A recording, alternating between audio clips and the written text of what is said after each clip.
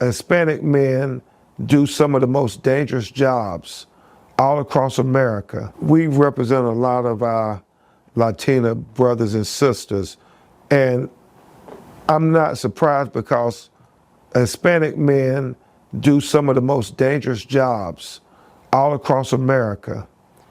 And oftentimes, the companies and the insurance companies don't value their lives.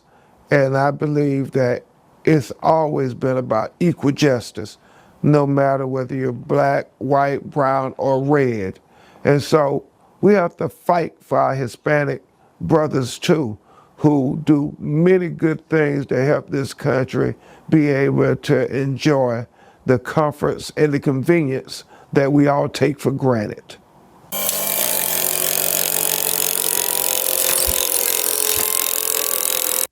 Gaslight alert.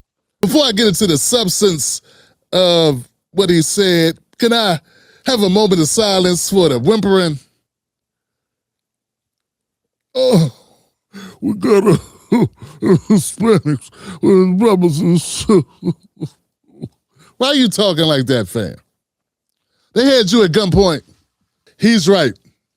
Hispanic men do some of the most dangerous jobs in America. That's a fact. We don't run from facts. Hispanic men are doing some of the most dangerous jobs in America. We talk about roofing, construction, drywall, painting houses, and landscaping. And the latest government numbers back him up 100%. Every year, the U.S. Bureau of Labor and Statistics tracks every single worker-related death. And in 2024, 5,070 workers died on the job. Hispanic workers are about 20 out of every 100 workers, and they account for 24 of every 100 deaths on the job. So that means their on-the-job death rate was 4.3 per 100 workers, and that is the highest of any group. You hit them with the BS detector, Tim Black. I don't understand. If the brother's telling the truth, what's the problem? Well, here's the problem. He's right that they really are in the riskiest spots, but here's what's changed a lot over the last 25 years. Go back to, say, 2000. My dad worked construction up until when he passed in 2021. My uncle was a roofer. He passed in 2022. Both my parents are black. Their parents are black. I'm a foundational black ADOS, Sulan, whatever you want to call that, black American. That's where I come from. Those are my people. So once upon a time, black American men worked these jobs predominantly. A lot of black men were in those same tough jobs. Only about 17 out of every 100 construction workers were Hispanic back in 2000. Today, the number has more than doubled. It's now 35 out of every 100. In roofing, it's over 64 out of every 100. Over 75 out of every 100 drywall workers are Hispanic.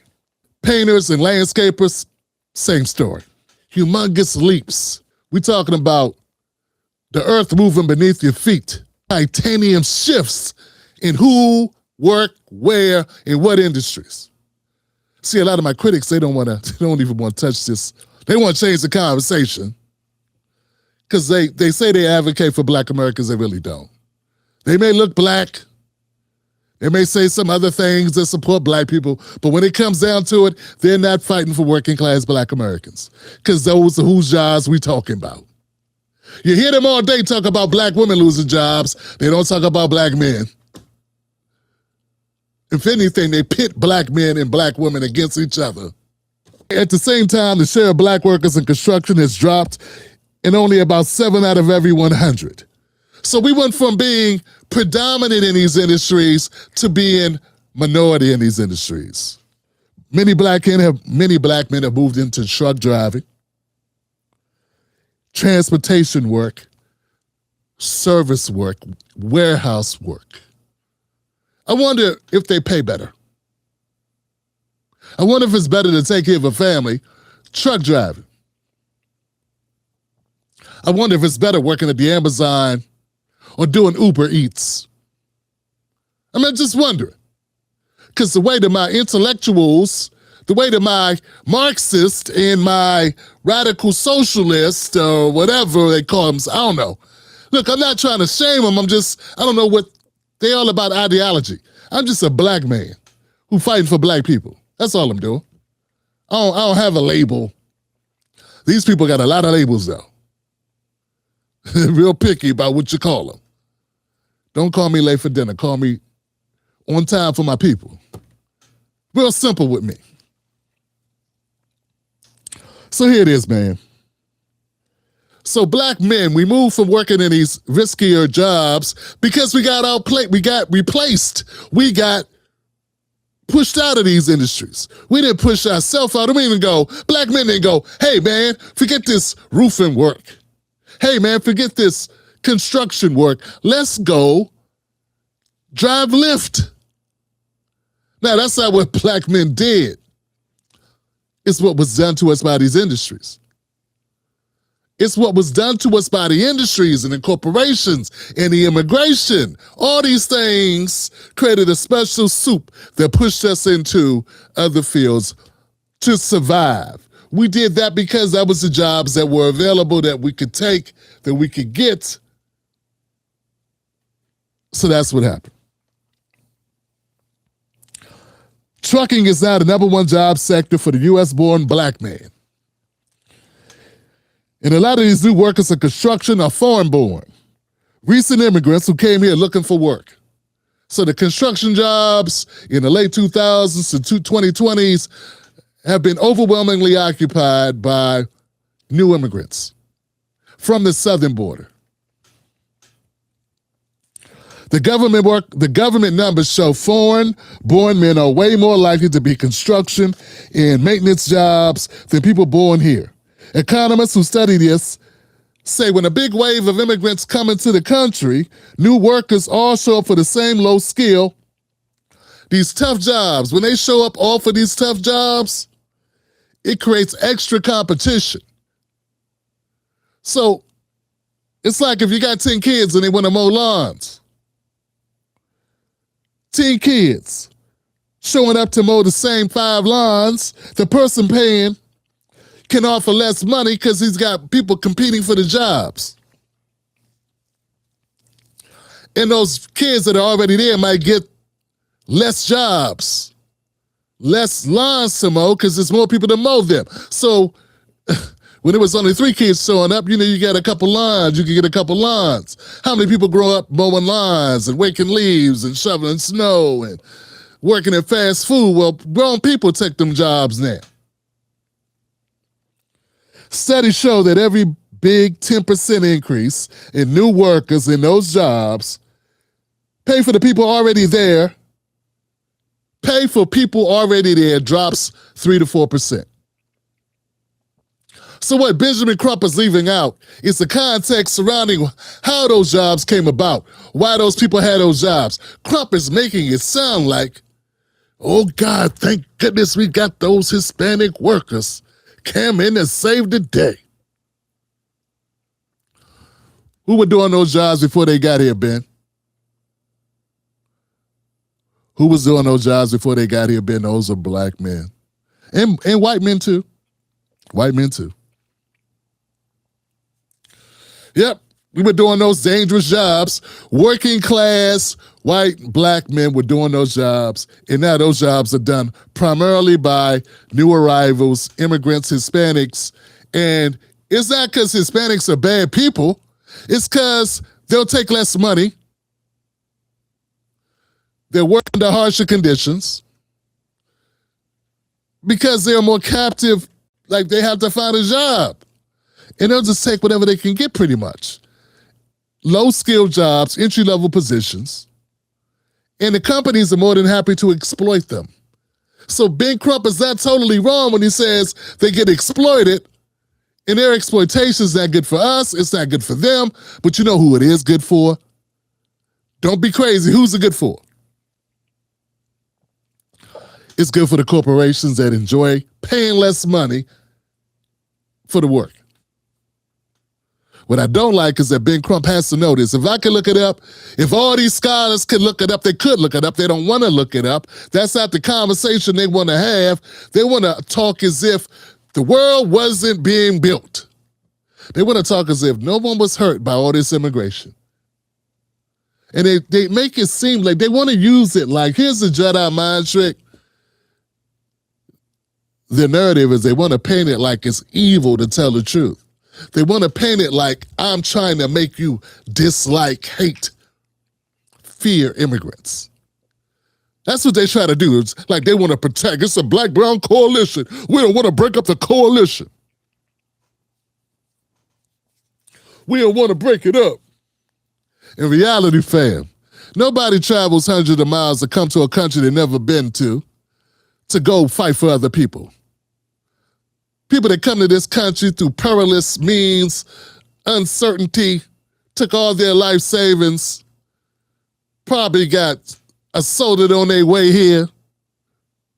They didn't come here to be civil rights activists. They came here to get some money.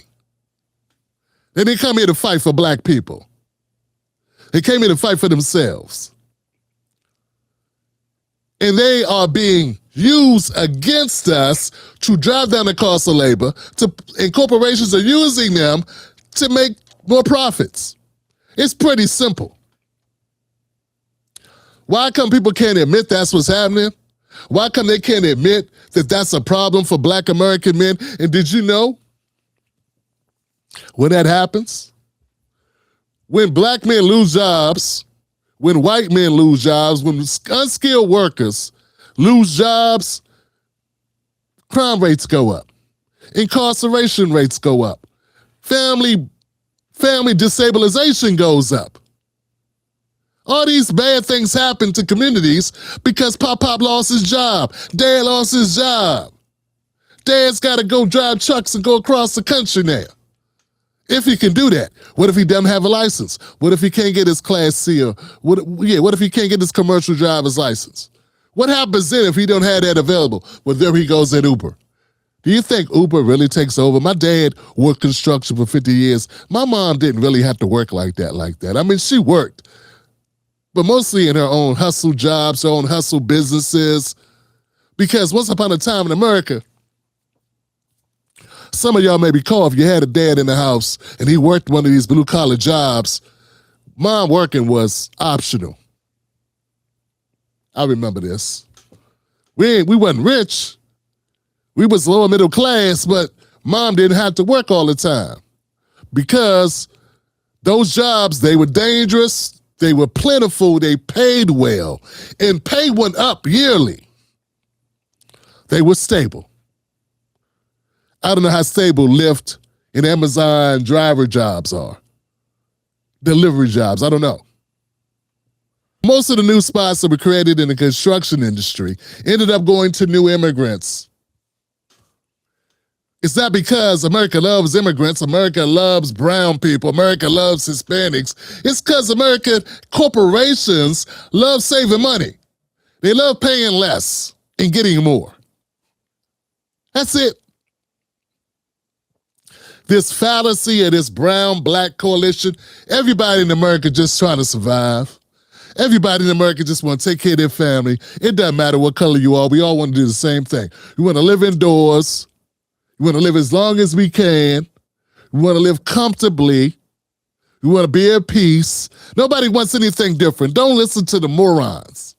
Don't listen to Charleston White trying to make a living by gaslighting and just figure it out. If you gaslight and talk shit about black people, I can make more money. That's all he did. Don't listen to these morons trying to gaslight you like working class people aren't just regular people.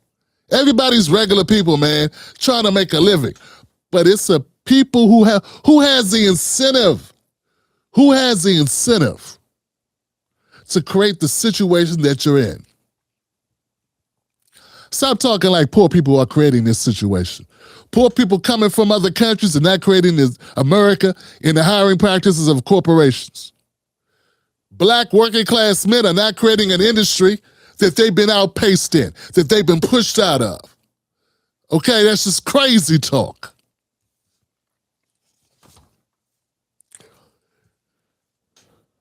When Crump talks about Hispanic men doing dangerous jobs, he's telling the truth. But we should also be honest about how the makeup of those jobs changed over the last 20 years, 25 years or so. And what that meant for black workers who used to do more of that work and what it meant for their families. What it means for those people today. And Benjamin Crump, a man who's made a lot of money off the black community, who we wouldn't even know if it wasn't for black death, pain, and suffering. If that guy won't tell the truth, if he won't include that in his conversation, what good is he? Ben Crump, I expect better of you. We demand better of you. Don't sugarcoat the truth, Ben. Tired of these degree-holding Negroes in shiesty no-gros suddenly getting amnesia when it comes to reality, leaving out important parts because they want a kumbaya or they want to line their pockets. But working class men have told me this themselves, and it's maybe anecdotal to you, but it's real life for us. It's real life for their wives and their children and their neighborhoods. We have a dog-eat-dog corporate environment. And that's part of the reason why the Democratic Party does not get my support. They rather lie and shame, try to shame and do their best. And if it wasn't for the fact I'm self-contained, that I have my own business, that they cannot. They try their best to shut me down, but since they don't pay me, they can't slay me. All they can do is send goofballs to betray me, Judases, to try to delay me. But we stay on it because we are the most dangerous show in America. Catch Tim Black live on the most dangerous show in America, Sundays, Mondays, Wednesdays, and Fridays at 9:30 p.m. Eastern Standard Times. Don't miss out on the real. Stay dangerous.